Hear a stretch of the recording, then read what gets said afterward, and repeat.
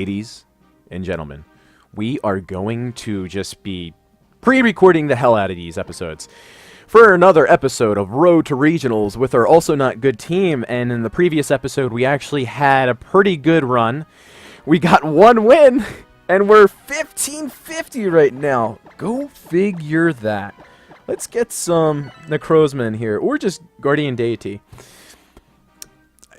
We'll go with Guardian Deity. I mean, Guardian Deity is not that bad. Oh, right. The last episode, I was like, oh, I could switch into my Pelipper because I have the Focus Ash. I forgot that I didn't switch up the items on the Pokemon yet because I was thinking about putting a Life Orb on the Salamence and then putting a Focus Ash on the Pelipper. I think Focus Ash on the Pelipper is way better. So my opponent is going to have a pretty cool team. Sylveon. It's going to have a Sylveon. Don't know whether or not the Sylveon's going to be brought right here because I do have the Aegislash, but he has a Sylveon. So, what's it looking like right here? I think the Aegislash is pretty good, other than that Charizard again. I don't know whether it's going to be Charizard Y. It could very well be Charizard Y. You just have the Feeny for possible like bulky switch-ins, because you're going to be reducing the powers of like Scald's Muddy Water, so I don't know. And you already have a Sylveon on the cover for the Fairy. Maybe it's going to be like Screens, Haze, just to support Feeny. Could be Charizard X. Don't know. We're going to have to pick our team, though, right here. What could he potentially lead? Probably the Charizard Y. Maybe the Coco, like my opponent did in the previous episode. So I'm going to lead the Swampert against this. Actually, I feel pretty comfortable leading this right here. Do I bring the Serena in the back? The Serena does much. I'm going to bring the Pelipper, of course. I'm going to bring the Vikavolt again, because the Vikavolt does pretty well against the Coco. It does really well against the Feeny. It can go for a Flash Cannon into the Sylveon. I can also go for a Thunderbolt into the Cresselia. I just got to make sure that I preserve the Vikavolt. I preserve my Swampert. I get up Rain last, and our Aegislash can do plenty of damage. Yeah, so it's going to be the Coco and the Charizard. So it's going to be Timid Coco. Because it is shiny, it's in the Cherish Ball. I don't think I threatened the Coco enough to switch out right here. Because he could just easily go for a Volt Switch. If I switch into my Pelipper right here, he's getting up a Sun last. And I don't want to necessarily say that my opponent wouldn't know that because of the rating. Never underestimate your opponent. I mean, Ashton Cox was like a 1400s because he was like using a really silly team. So I'm just going to go for the straight up play of going for a Protect, not Mega Evolving right here like I did in the previous episode because that worked out pretty well. And I'm going to go for another Ghost DMZ into the Charizard because I feel like, again, my opponent's going to be, it's Charizard Y. It's going to want to go for the Solar Beam into the Swampert because it's a thing that threatens his team, his Coco, his Landorus. And he's not switching out the Coco like my opponent did in the previous episode. Hopefully he doesn't go for the Heat Wave. That would be really, really annoying. And then like the Volt Switch into the Aegislash, because I feel like that would be able to take it out. But I still would be able to get in my... Okay, so it's going to be the Electrium Z, likely into the Aegislash. This is a pretty similar team that my opponent had in the previous episode, because he also had Electrium Z. If he's running it on a Sun team, it shouldn't be based off of Thunder. Unless you have Rain Dance on one of your Pokemon, which would be really interesting. So this shouldn't be able to take out the Aegislash. Yeah, so does pretty much like the same damage, and he goes for a Solar Beam. Perfect! And then we're going to be able to get the Never-Ending Nightmare off into the Charizard. So this is deja vu all over again, and it's pretty weird because I am pre-recording, and I literally had just played this matchup a battle ago. But you're seeing it a day after. So let's see if this does OHKO this Charizard. Because if it OHKOs this Charizard, I don't think it's a roll. But if it doesn't, of course, it likely is a roll. But that wouldn't really matter because we just switch in our Pelipper the next turn. So I don't think it's a roll. I think it just cleanly takes out the Charizard. And there's his weather. And now we could just switch in our Pelipper and go for an Earthquake.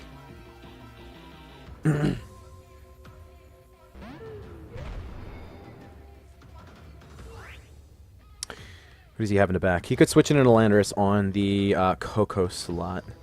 Coco really can't do much to the Swampert, but I don't necessarily want to because not taking much damage from Flamethrowers or Heavy Slams with my Swampert. So I'm just going to go for the safe play of going for an Earthquake. He could protect his Coco.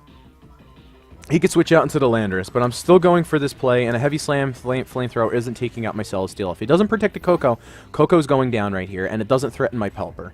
And it's going to be a 4v2 at this point. I still have the Vikavolt in the back. Unfortunately, I can't take advantage of the Electric Train because Vikavolt does have the Levitate ability, so it's not touching the ground. And looks like he is...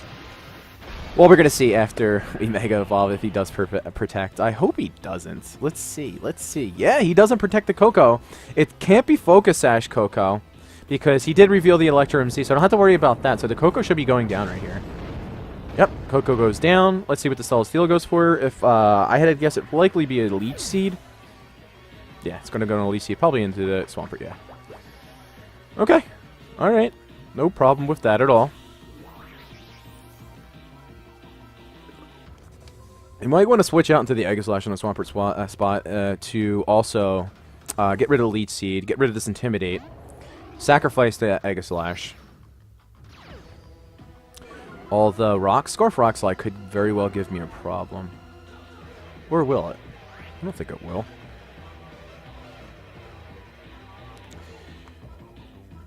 Bring in the Aegislash right here. I'm going to sacrifice that. I need my Vikavolt healthy. I need my Swampert healthy. And then I'm going to preserve my Pelipper right here as well, so I can get a free switch into my Swampert. My opponent just forfeit? That was like a really quick forfeit. I didn't even see what it said on the bottom there. So I guess my opponent forfeited. Don't necessarily know why you forfeit right there. I guess the Landorus is choice. My Swampert is outspeeding the Landorus, so he felt like he didn't have a chance to win. I was switching out my Swampert right there to get the Intimidate off of me, so I'm not at -1, so I can take, so I can use the full potential of Swampert. He also had a Cresselia. He also had a Celesteela, which is really, really bulky. And if anything can 4v1 a team, it's the Celesteela. Granted, it would probably be like a 3v1 at that point, so it'd be an uphill battle. But you have like every chance in the world to win a battle with Celesteela. Celesteela is ridiculous, especially in the 2017 format, and I can't wait to see so many Celesteelas at Memphis. So excited, because it has the ability to gain residual healing with the leftovers, the lead seeds. Just such a good Pokemon overall. Anyway, we're going to find our next opponent. It's going to be Rhaegar from Canada. We're finding so many people from around the world. This is really cool. He's going to have a pretty cool team. He's going to have the double genies. This looks very reminiscent of VGC 2015 with the double genies. You have Incarnate Form Thundurus, and you have the Therian Form Landorus. The Therian Form Landorus in 2015 obviously was usually Choice Scarf, Bandit, Assault Vest, and then you'd have like a berry on your Thundurus, or maybe even like a Focus Sash. Some people ran Life Orb. I think Life Orb Incarnate Thundurus would probably be the best choice overall because Thunderbolt has been nerfed. Swagger has been, not Thunderbolt, Thunder Wave has been nerfed. Swagger has been nerfed. So this is probably like Life Orb Thundurus, Focus Sash, Naganadel, could be double Mega, and then Aegislash. Okay, what do I want to lead against this? He doesn't have weather, so I could just straight up lead the rain mode. Go for a fake out. Alright, so I'm just going to straight up lead rain mode right here. I could protect the fake out away. And then I'm definitely not bringing the Serena. I want to bring the Aegislash for the ability to go for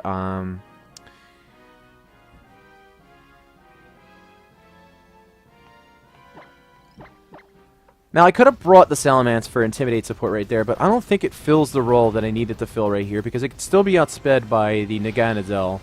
And the Naganadel just go for the straight-up Oko into... Well, I'm Focus Sash, but...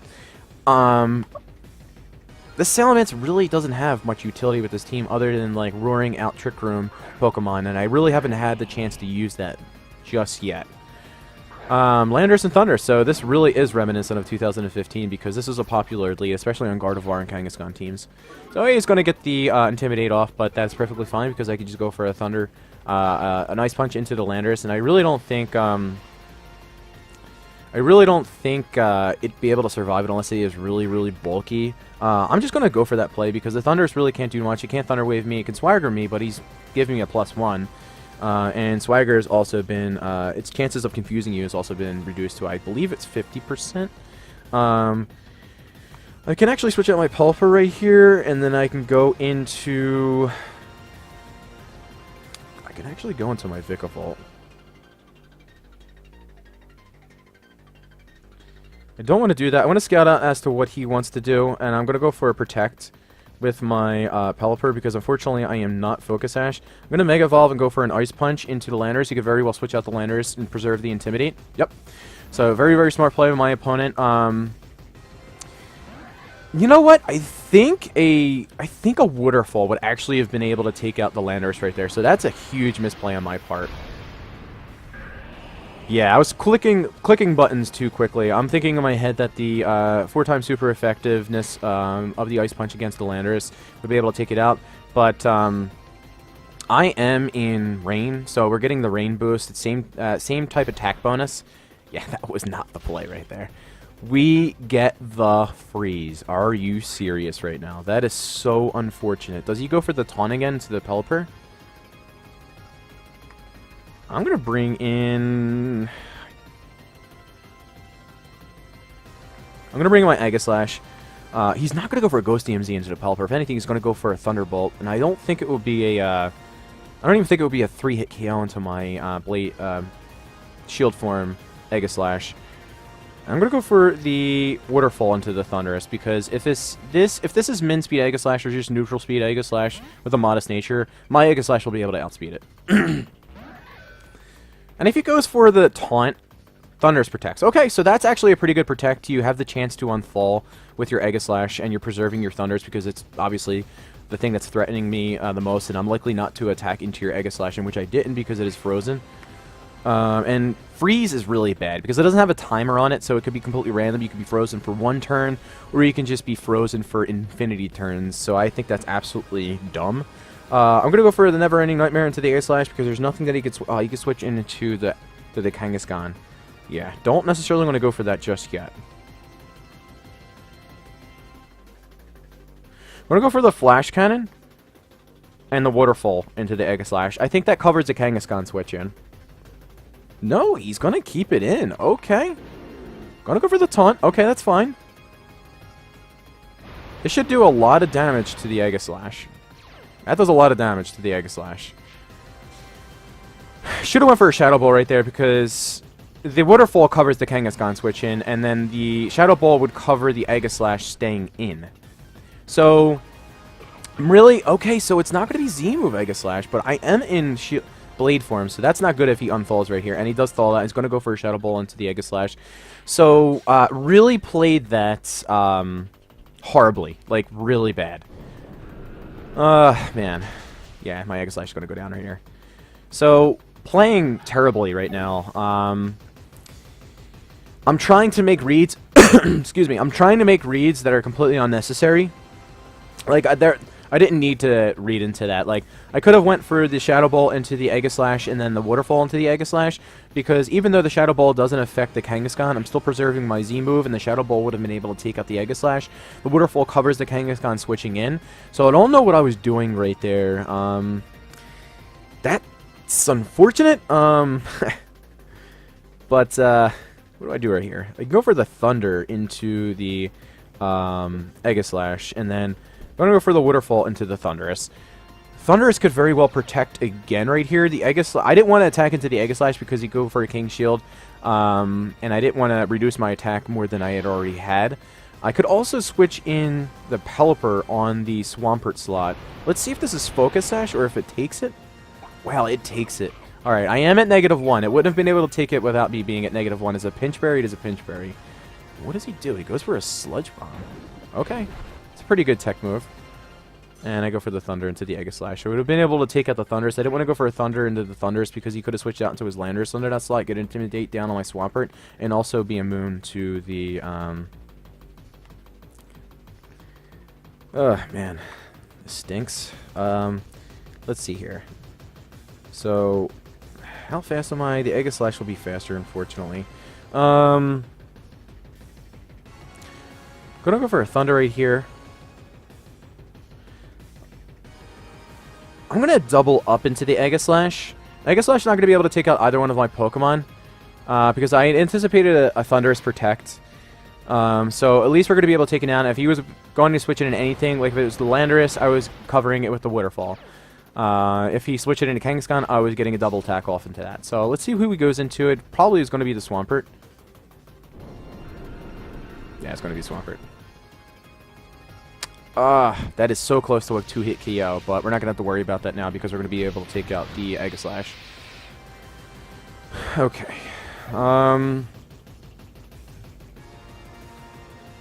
to be at likely going to be at -2 right now because he's probably going to bring in the Landorus. No, he brings in the Kangaskhan. Okay. Doesn't want me to get a Waterfall off into the Landorus.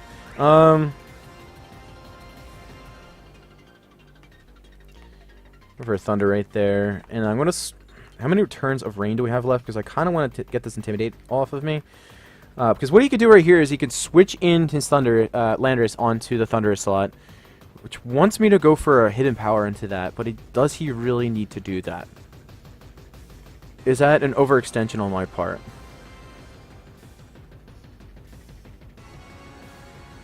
I'm going to go for it, and then I'm going to switch into my Pelipper because his play is to go for a Fake Out into the Swampert. It's definitely a Fake Out into the Swampert, and the Thunderous isn't doing anything, so he could very well go for a Fake Out into the Swampert and then switch in to his Landorus, but he's not doing that. So, again, overextending. Could have went for a Thunder, but I needed to get myself into a good position that allows me to... Okay. That allows me to take out that Landorus, because the Landorus is going to be threatening my Vikavolt. That's for a double up. And it gets a crit, unfortunately. It's non-stab Sludge Bomb. I don't think that would have been able to take me out, but at least we get a free switch into the holy crap, that takes it out with a critical hit. So critical hit for a critical hit, I like it. But we're going to be intimidated again with the Swampert. If he switched out first turn, he might be choiced. If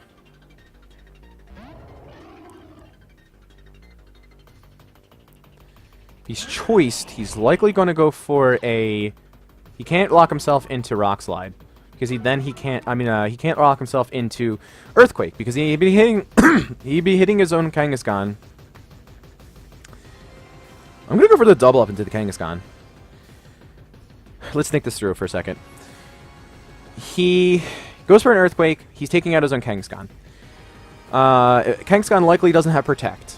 I go for the double into Kangaskhan. I take out the Kangaskhan. And then if the Landorus goes for an Earthquake and he locks himself into that, then my Vikavolt is free. But it could be Ground DMZ Landorus as well, because we didn't see the Z move on the Aegislash. Which would be kind of unfortunate, but I'm going to go with this play anyway. If this was a best of 3, I'd be getting a lot of information out of this. Going to go for a Sucker Punch.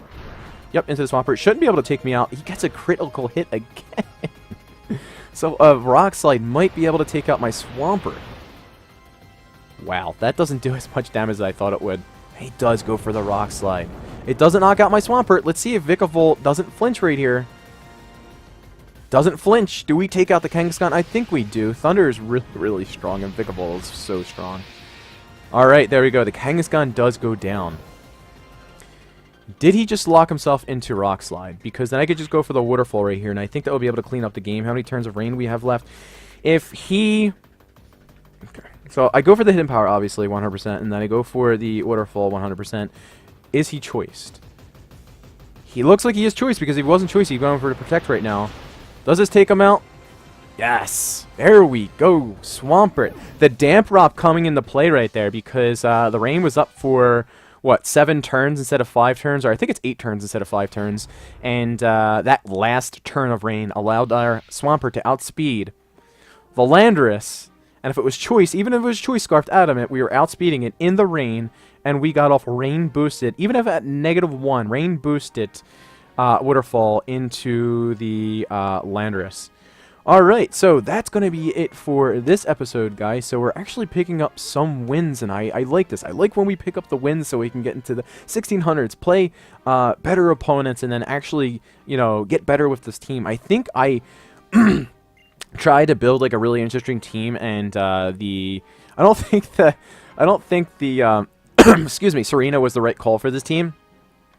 But I'm really liking the Vikavolt for this team. It just has such good synergy. I can switch in on like electric type attacks from like the onto like the Pelipper. If I had anything to change with this team, I would keep the Pelipper, definitely keep the Swampert, keep the Vikavolt, I would keep the Aegislash. The Aegislash is so ridiculously strong and definitely the MVP of this team, other than maybe that of the Vikavolt, because the Vikavolt has been putting in a lot of work. I've been bringing it to almost every single game. Definitely switch up the Salamence, and I would definitely switch up the Serena. Probably putting maybe like a Tapu Bulu on my team, but that doesn't necessarily make any sense because I want to go for the Earthquakes with my Swampert. Another Pokemon. Oh, Ferrothorn. We have a good counter to Trick Room. My team is pretty weak to Trick Room. I can put a Ferrothorn on my team. Does a lot of work to Feenies. It doesn't take as much damage from the Fairies. And it's very, very bulky. Go for Leech Seeds to stick around on the field and potentially switch for another Pokemon in and then gain back health with those Leech Seeds. And then on the Salamence, I kind of would keep the Salamence, but probably change it to a Life Orb set just to get off more damage and potentially OHKO other Salamances with a little bulk invested in them. But shorter of an episode today. Can't really do anything about that, but I'm going to end it right here. Everyone, have a great day. I hope you're enjoying these episodes. And if you're going to be at Memphis, please say hi to me. I will be there, and I'm really looking forward to it. And then I'm looking forward to saying goodbye to VGC 2017 because I'm really, really enjoying 2018. Anyway, everyone, have a great day. Bye.